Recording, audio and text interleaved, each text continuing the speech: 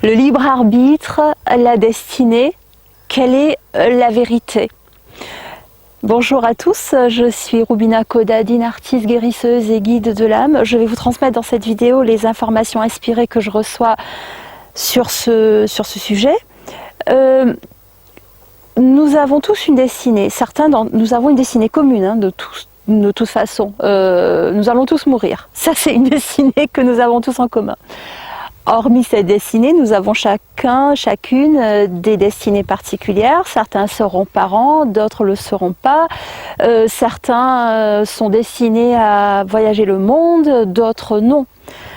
Ceci dit, au cours de ce chemin vers la mort et vers la paternité, la maternité, vers quel travail et autres, il se passe des croisements.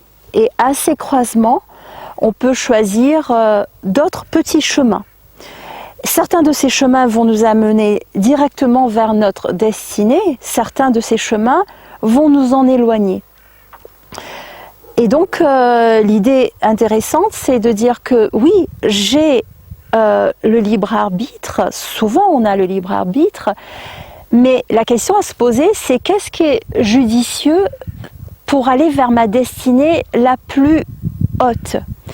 Quand je parle de destinée la plus haute, je parle de ce que notre âme, vers quoi elle tend. Parce que notre âme, elle est la partie en nous qui est liée à la connaissance de l'univers, qui est liée à la part en nous qui n'est pas juste physique. Donc, ce qui serait intéressant, c'est que au cours de notre vie, nous nous connections de plus en plus à notre âme. Parce que parfois, dans les croisées de chemin,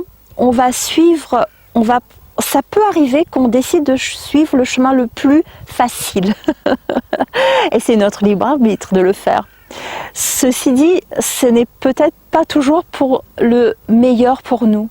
Or, notre âme, elle voit les choses de manière plus vaste. Elle ne le voit pas que là, aujourd'hui, maintenant, ce qu'il y a devant mon nez. Elle le voit sur l'éternité, ou si vous ne croyez pas en l'éternité, elle le voit sur la dimension de notre vie. Donc ce qui est intéressant, c'est de pouvoir se relier à notre âme de manière assez profonde pour que lorsqu'on arrive à des croisées de chemin, qu'on utilise notre libre arbitre, pas juste vers des désirs futiles, mais aussi vers ce qui est profondément nous-mêmes.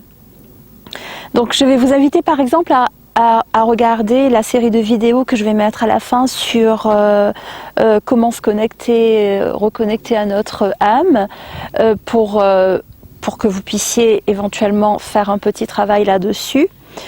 Si vous voulez aussi venir à un stage, le prochain, si vous regardez cette vidéo avant, est en mars 2022, le lien est dans le descriptif ci-dessous. Mais j'aimerais vous donner un exemple un peu plus concret qui puise de mon chemin. En fait, le fait d'être guérisseuse et guide de l'âme et tout ça, j'ai toujours été cela en fait. Ça a toujours été ce que je suis. Mais je n'ai accepté que récemment. Là, je fais cette vidéo en 2022. Ça fait que 3 ans que j'ai vraiment accepté cela. Avant, je ne voulais pas. Je refusais pour plein de raisons. Et il a fallu que je sois malade, réellement malade. J'avais des symptômes où je pouvais même pas marcher quelques mètres. Que vraiment je sois très malade pour que j'accepte totalement mes missions. Quelque part, ces missions, je pourrais dire que je ne vais pas les faire. Je pourrais avoir le libre arbitre et dire je ne vais pas faire ces vidéos YouTube, je ne vais pas être guérisseuse, je vais faire un autre boulot, je ne sais pas, peut-être plus fun, j'en sais rien. Or, si je décidais de ne pas faire cela, je n'irais pas vers ma destinée la plus haute. Je ne sais pas ce qui est au bout du chemin, mais en tout cas, le fait d'accepter un peu vers quoi notre âme elle tend, elle nous aide à être plus proche de qui on est. Donc avec cet exemple, je vous encourage tout simplement à vous connecter le plus possible à votre âme. Bien sûr que si vous regardez la série de vidéos et que vous appliquez rien, vous avez le choix, bien sûr, mais vous faites le choix de ne pas mettre en place quelque chose qui peut vous aider vers votre destinée la plus haute. Parce qu'on parle de destinée, mais il y a la destinée... il y a différents niveaux de destinée également. Il ne s'agit pas... La destinée, pour moi, c'est pas quelque chose que l'on subit. La destinée, c'est des éléments de vie qui